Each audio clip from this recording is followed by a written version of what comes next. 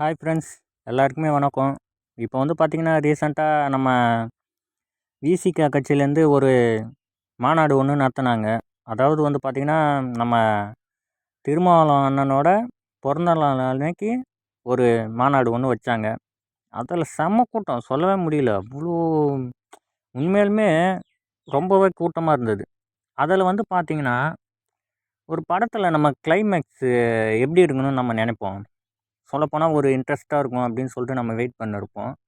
அந்த மாரி ஒரு கிளைமேக்ஸ் ஒன்று நேத்து சொல்லிட்டு போயிட்டாரு.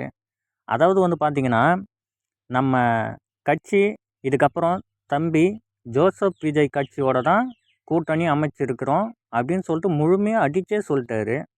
அத சொன்ன உடனே எவ்வளோ சத்தம் அந்த மாநாட்டுலன்னு நீங்க அந்த வீடியோ போய் பார்த்தீங்கன்னா நல்லாவே தெரியும்.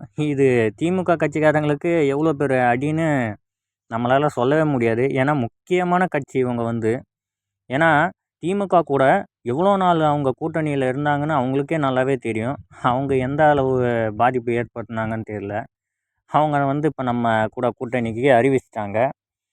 அதாவது வந்து பார்த்தீங்கன்னா, நல்லது விதைச்சா நல்லது விதைக்கும். கெட்டது வச்சா கெட்டது தான் விதைக்கும்னு சொல்லுவாங்கல்ல. அதுதான் இப்போ நடந்திருக்குதுன்னு நான் சொல்லவே வரேன். ஏன்னா, இப்போ விசிக கட்சி வந்து நம்ம டிவிகே கழகத்தோட இணைஞ்சிச்சு. ஆமா, ஆளுங்கட்சியா நாங்க தொடரப் போறோம் அப்படின்றத முக்கியமான விஷயமா அத சொல்லிட்டாரு. இதுக்கப்புறம் அடிச்சுக்க ஆளே கிடையாது. ஏன்னா, சிங்கிளாவே அண்ணன் வந்து நம்ம விஜய் அண்ணன் வந்து அடிச்சுருவாரு. இப்போ நம்ம கூட வந்து திருமாவளவன் அண்ணனும் இருக்கும்போது, இன்னும் நம்மள வந்து யாராலயும் ஒண்ணும் பண்ண முடியாதுன்றது தான் உண்ம. ஏன்னா, அதானே அப்புறம் நீங்களே நெனச்சு பாருங்க, எந்த அளவுக்கு இருக்குன்னு.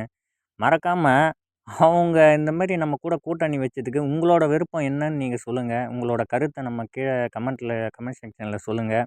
எந்த அளவுக்கு இருக்குதுன்னு சொல்ட்டு. Okay friends.